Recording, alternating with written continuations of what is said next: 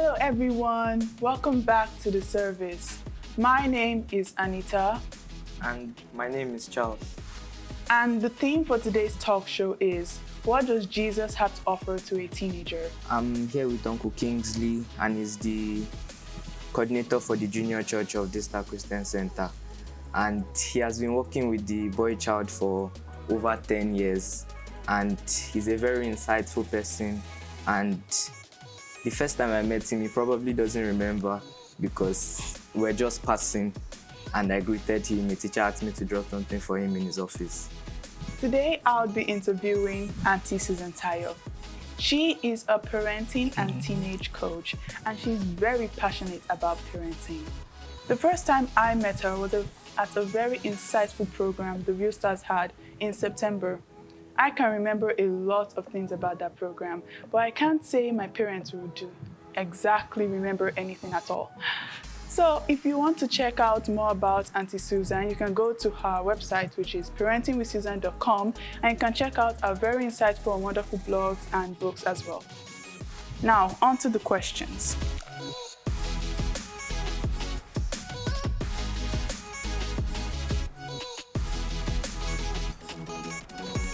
For Auntie Susan. Thank you for that introduction. No problem, ma'am. In your work with girls my age, please tell us the top 5 issues girls are struggling with and help us resolve the top 3. Fantastic. You know, when I saw this question, I thought, okay, why don't I ask you what you're facing?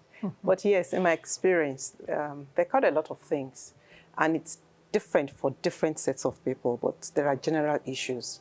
So one thing I find that is much more common is the self-esteem and body image issues, because they're just individuating and they're growing and their body is changing. And then I find peer pressure and friendship also is usually an issue for them. And then schoolwork. They're concerned about how well am I doing? What am I going to do? What college would I go to? It actually troubles them a lot. Sometimes even the family issues, family finances, because they're comparing themselves with other people, that also troubles them. And then the one I like to talk about, well, addictions, they're just coming into it. So sometimes, especially for the phone, you know, the social media, it's a whole lot of issue now. And then sexuality, that's another thing. How far is too far? What can I do? I'm beginning to have some kind of feelings towards somebody. How do I, what do I do with that? Okay, so that's 5. And because of time, I was going to ask you what 3 would you like me to speak about, but let me just go ahead. I'd like to take the self-esteem and body image. So self-esteem is how you feel about yourself, what you think about yourself. It's not really what people think about you, but you think people think about you that way. And I think it's a lot with them because they're changing in their body. They're beginning to become adults and they're wondering, am I measuring up? A lot of it actually is in the head. Am I measuring up? Oh, I'm not doing as well. Oh, I don't look as good. And a lot of things keep going through their mind. Oh, I don't have these friends. Oh, this person is friendly with another person. Well, what do you do with their self-esteem? Self-esteem, it can be positive or negative, right? Most times they struggle with the negative aspects of self-esteem. They think that they don't measure up enough. And I say very simple things because we don't have too much time. Just take a pen and a paper and write the negative things you think about yourself. I'm not beautiful enough. My nose is flat. I don't speak well enough. I can't sing. I don't know how to dance. Whatever it is, I don't think I communicate well enough. Just write them down. Those are your thoughts. You know, as you write down, it's clearer to you. And then move on to the other side and write things that you think you're good at. Just think, maybe you cook well. Maybe you know how to, you're a good friend. That's something. People like to be friends with you. Maybe you, people like to chat with you. They're like a comforter. They call you and say, Anita, what do you think about this? It's something which you may not be thinking about. Maybe you're good in sports. So there are a lot of things that you do not even recognize because you're focusing on the negative ones and you don't know these are the positive ones. So keep writing and keep adding to it. Then look at the negative ones and think, maybe you say, oh, nobody loves me. And then you look at it again and say, but really, my mother loves me, my dad loves me, my siblings love me. You begin to have a different perception to it. That's one. Secondly, form good relationships. So if you know that you're around some people who make you feel not up to yourself, who make you feel inadequate, who do not make you feel comfortable, you find that each time you're with them, you feel that there's something wrong with you. You don't measure up. Then you know it's time to look for other friends. Or maybe they say things, casually or carelessly, and you think that affects you. Then look for other friends. Start to measure and say, let me look for other friends. Then become more assertive. So self-esteem is knowing who I am. By the time you begin to understand that I'm good in this, I can do this, I don't have to be perfect. Maybe they're not even good in those other things. You thank God for those things and become more assertive. Assertive, because many times when you don't have good self-esteem, people ask you to do things and you want to say yes, yes, yes. You're afraid that you can't say no. Learn to say no and be assertive about it. Stand your ground, carry yourself well, especially because we're children of God, right? You read the word. What does the word say about you? We're all made in God's image. So this is a phase that you're passing through, and it will also pass. So that's self-esteem. And then I need to run quickly. You said I should talk about 3. So let me talk about sexuality. I like to talk about that. First and foremost, what is your decision about your sexuality? When I say sexuality, and I'm talking of the things, the lust, the infatuation. When I tell people that even in primary 6, I liked one guy, so it's natural. You'll be attracted. But what do you do about it? To start with, go into the Word of God. 1 Corinthians 6:16, it says sex is not just skin on skin. So you need to be affirmative. This is what I want. Read the Word of God. It says that don't go into something that doesn't have intimacy and commitment. That sex is just for intimacy and commitment. And when I say sex, I also mean all the sexual things attached to it. Because some people are beginning to tell you, it's all right, you can kiss, there's no big deal, you can hug and all that. But how far is far? Know about your boundaries. I talked about boundaries the other time I was talking. A lot of people don't know. But when you know your boundaries, you know when you're overstepping and when you may not be able to stop. We talked about the hand, about the head to the shoulder to the waist. Know your boundaries. And ensure that this is what I want to do. I don't want to go beyond this. Because the Word of God says this, and I've decided to do this. Right? It says, think pure thoughts for sexuality. When you watch what you watch, when you watch a lot of scenes and movies that have all those things, you're bound to think about them. When you listen to music and the lyrics are talking about all those things, touching somebody's bum and all that, you're bound to think about them. So watch what you watch and watch what you listen to. Fill yourself with very good thoughts. It says whatever is true, whatever is pure, Philippians 4:8, think about these things. So these are the things. So it's not every music that you sing. It may sound nice, but look at the lyrics of the music first before you begin to repeat it. Because when you repeat it, you begin to think that it's also okay for that sexuality.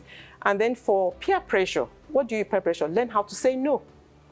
So and not everybody is doing something, because when you're in a group, they tell you, everybody is doing it, feel free, there's no big deal. No, not everybody is doing it. In fact, I was looking at some statistics and it says that 25% of teenagers in the US between ages 13 and 18 are still virgins. Here, I hear those things happening even from secondary school. So it's like everybody, no, not everybody is doing it. And so when you're in a group and they're saying, you can do it, you can try is it shisha, whatever you call it, I don't know your age, they just bring all sorts of things. There's nothing wrong with it. Ask questions. What does that do to your throat? You're in a group, so ask questions. That's how to combat peer pressure. Ask, what does that do? Have you learned about it? What does it contain? Ask those questions. And then also say it assertively. And then another thing is that say something positive. I want to keep my throat because I want to live for 100 years. I don't want to destroy my liver because I think I have a lot of things to do. Be assertive about it. Look eye to eye to whoever is talking. And of course, change your friendship with your friends if you know that all the kind of friends you keep are always asking you to do one thing or another. Choose friends with the same value with you. And I know it can't be perfect because you may think they have the same values and one day they're asking you to do something you think is wrong. And when you can't find any excuse, say my mom must not catch me there doing that. Use us as an excuse. As an excuse. When you can't think of the excuse, no, my mom must not, no, I can't do that. My father must not see me doing this or see me here saying this. So I think that's okay. That's 3 because of our time. Yes, thank you very much. I hope you got something from it. Yes, I did. Thank you, ma'am. And Mr. Kingsley, same thing goes for you. Please, can you identify the 3 things that you've learned while working with the boy child? Well, You know, the boy child and the girl child, the difference is just in their gender. Yes. They also face the same problem. But one thing I want to stress is the specific influence of sexual pressures on the boy. You know, the average boy who is listening to another boy talking about his sexual escapades feels, oh, I think I'm just useless. I can't even talk to a girl, let alone having sex with a girl. Whereas that boy is lying. The boy could actually be telling lies. So you see boys who have never spoken to a girl before, and in a bid to be seen as bold and courageous, lies about, quote unquote, his relationship with girls. And so another boy hears that same story and say, wow, I'm going to beat you. Maybe you have slept with just one girl. I will come back with 3. You get it? So then he delves into a world that he has no business delving into. Now that's one. Then if you trace it, it has a root, which is peer pressure and low self-esteem. Almost every teenager, and I use that word, 9 out of 10 teenagers are battling self-esteem issues. But for boys, there's a caveat somewhere, and I noticed that it flows from their relationship with their parents, especially their fathers. So a majority of boys have an unhealthy relationship with their fathers. And so for me, that is a major concern. So if a boy has a problem with his father, if a boy has an unhealthy or an unwholesome relationship, now you can define that in several ways. You can define that in the father is not available physically, the father is available physically but not available emotionally, or the father is available physically, they always pray in the morning and in the evening, but that is all. They can't discuss things that bothers the boy.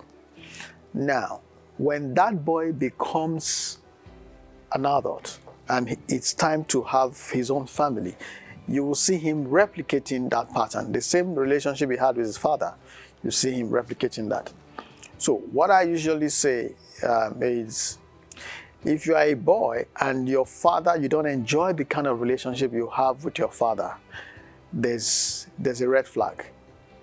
It means that you will likely you won't have the ability to build healthy relationship with other people, girls, boys, even your own children. So what should such a boy do? Confront your father. I told him, because there's no way about it. And say, Dad, I need to have a relationship with you. We can't talk, we can't discuss, we can't watch movie together, we can't even take a stroll. Sir, sorry to interrupt. Please do. Some fathers, the way they were raised is that you can't talk back. That's to what your I'm saying. father. Yes. When your father is sitting in the same room You with should you, disappear. you can't even sit down like this. You can't slouch. It's like you're in a military camp. I agree with you. So going to your father, approaching him, even saying, Daddy, hi, even waving your hand, Of course, you can't say can hi. land you beating. That is why I said, because you are already concerned. You get the point now. You have been so concerned. Now you decided to talk to your teacher or your counselor about it. It means this is a big deal for you. So what do? Rather than remaining that way, why don't you just say, Dad, I want to talk to you? First of all, he's like, hey, wait, what's going on? Dad, please sit down. That's what I said, confront. Confront, because it will go either way.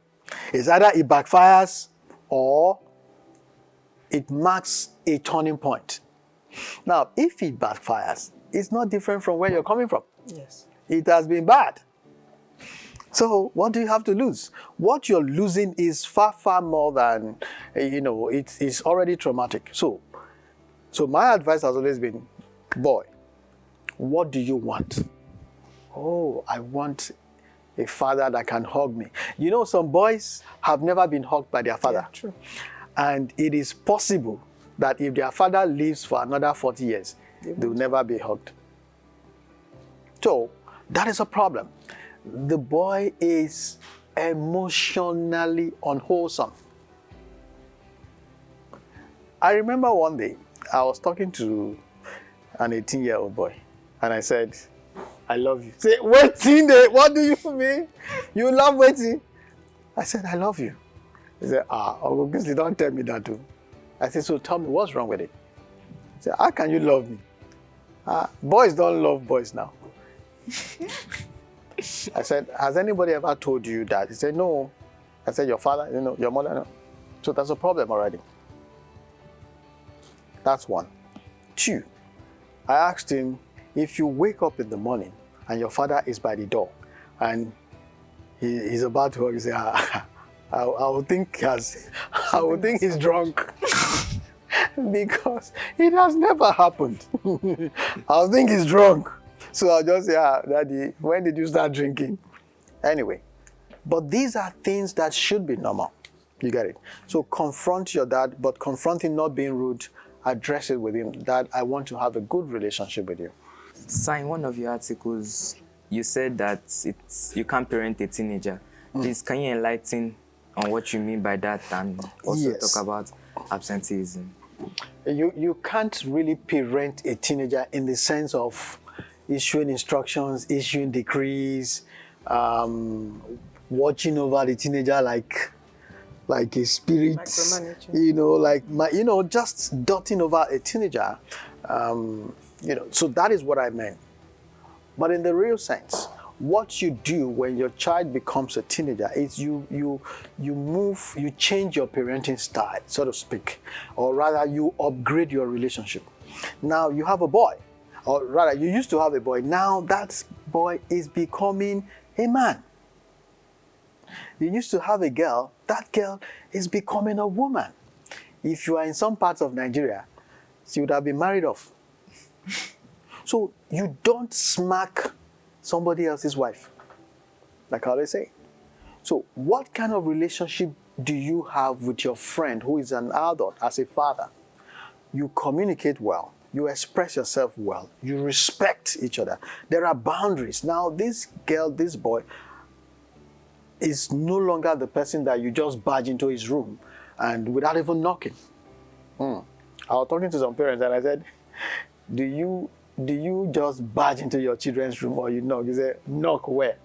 My house. I'll be knocking. I said, see, that's where you miss it. So you're still seeing that child, that teenager as the little girl, little boy you used to, move around and even change his or her diapers. But no, this is an adult. So change your style. Now leadership comes in here now. So what is leadership? You need to seek to influence it. Before, when you say, shut up, the child will shut up. But you'll be shocked. You say, shut. I say, Daddy, stop telling me shut up. That will be crisis. However, to avoid such a thing, you learn to what? Dialogue. Negotiate, discuss, listen to understand first before you respond as a parent. You don't issue decrees, because what you do, even if the child is not listening, even if the child is not reacting, is not confronting, you are losing the child. The child will just, okay, you don't want to hear me, all right. And so tomorrow you wonder, these children, they don't share things with me. Oh, how would they share things with you when you are still shouting? You don't listen, you don't even care to understand, and you don't communicate very well. So that's why I said, stop parenting, start to lead, start to influence, start to coach, rather than micromanaging, like you said. Start to coach, then become a mentor, and then become a role model. Now, who is a role model? I'll explain this simply. You ask your teenagers to pray, and you don't pray. You're not the role model. Because the best way to tell teenagers to pray is for them to see you praying. True of us. Yes. So imagine if I tell you to pray and you never see me praying, what would you do? I won't take it seriously. Exactly. So parents need to know that you are no longer going, you can't get away with just issuing decrees to this child. You need to demonstrate sometimes, and that's the best way. And you talked about absentee parent, right? Yes, absentee. Oh, I think that's an epidemic right now. From single parents, single mothers raising children alone, to children whose parents are physically available, but they are not emotionally connected. They are not involved. You just wake up, Daddy, good morning, sir. I say, hey, how are you? Have you eaten? Yes. Have you done your homework? Yes. How was school today? Fine. End of story. The same thing tomorrow. How are you? Fine. Good afternoon, sir. Thank you. Have you eaten? Yes. 10 years, 20, that is the relationship. That's an absentee father. It's worse when you're physically present and your presence doesn't make any difference. You're leaving the house, the children are even celebrating. Because as far as they're concerned, you're just one of the furniture in the house. So the day you choose to leave, you're creating space for them to run around. And when you're coming back, they hear your sound, it's like, oh, this guy is back. So fathers especially need to try to create that strong memories. That's what I call it, strong memories. And for any boy or girl who is lacking that, you need to start to tell yourself, no, this is not going to happen when I start to raise my kids. So you need to create strong memories. And what are strong memories? Very simple. You go out on a dinner night as a family, you all take selfies, share them. You create family WhatsApp groups so you can all chat and talk. You take selfies just in the house. That's something we do. I like to dance, not in public, privately. And most times I like to do that with my people in the house, you know. So that is a bonding time. You see Daddy dancing, cutting cutlass and cutting yam. What do you call that dance? What's that one? Zanku. Zanku. I like to zanku very well, but in private, not outside. You know. So while that is going on, the room, the house is light. The atmosphere is light. And by the time you're done, you're like, okay, guys, is there anything you want to ask me? Is there any question? Plenty. Sit down. You now start hearing some of questions. So you mean you've been thinking about this thing and you've never said, maybe you said we should ask you questions. And that way, you create those memories. When you answer those questions with all sincerity, the message you're sending is like, look, this is how I want you to run your home. You know, I think I'll just leave it there. Thank you very much. But would it be okay if I ask you one more question about the self-esteem that you talked about? Please do. Yeah, so when you talked about self-esteem, what if the female or the male, that anytime they try to build up their self-esteem, someone else, or they try to participate in stuff, there's always someone or people who keep breaking them down or bring them down every single time. How would you advise that person to keep going? So the first thing about self-esteem is knowing yourself. So that's why I said the first thing you do is write out things that you think you're not good at, right? You have to be able to differentiate between you and what other people say. When you know yourself well, then it won't bother you so much what other people say.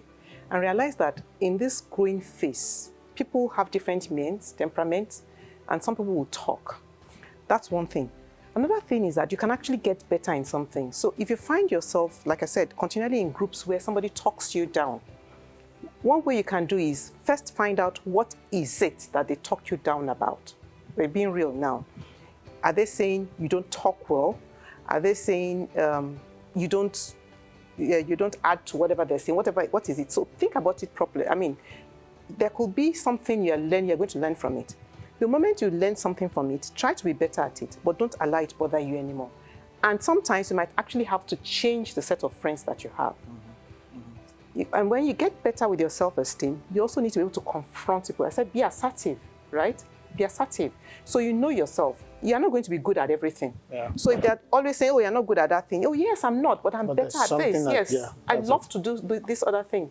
Like the other guy was saying that he doesn't love to play football. He likes basketball. So you don't have to make fun of me that I can't play football. I love basketball. Or I don't like this game. I love to read. And then you're saying it with confidence, and you're saying it, learn to look at people in the face. That helps your self-esteem. Don't look down, because nobody is perfect. So they may look like they're shining today at some things that maybe you're looking up to, but that does not mean that tomorrow, or you cannot shine in your own thing. There are different intelligences. And people will have their different intelligences. And don't allow that break you down. You need to get to a point where, irrespective of what somebody says, you don't allow it break you down. You can get better at something, but don't allow it break you down. Do you understand what I'm saying? And of course, okay, you want to say something? Yeah, I think you also need to know this. Some children are negative because they also have problems with themselves. Sure. So note that. When somebody is constantly trying to cut you down, that person has a problem, not you. So once you know that you are negative, you are negative and you have a problem, you're projecting your problem on me. You get the point? So it's you are not the one with the problem. They have a problem. And one of the ways they project your problem is by picking up on you or trying to cut you down. So people with low self-esteem do that. You get it? So when you see that happening, you don't let it bother you. You just brush it off and move on.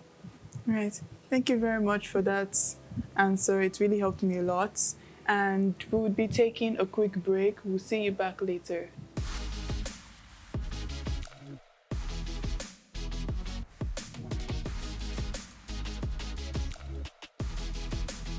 Thank you very much for coming up here and telling us your views and your insightful experiences. I've really learned a lot from what you've told me. I've learned a lot about self-esteem, how to not be negative, and how to just basically build a better relationship with our parents. So from Real Stars community to you, have a wonderful Merry Christmas, and we'll see you next time.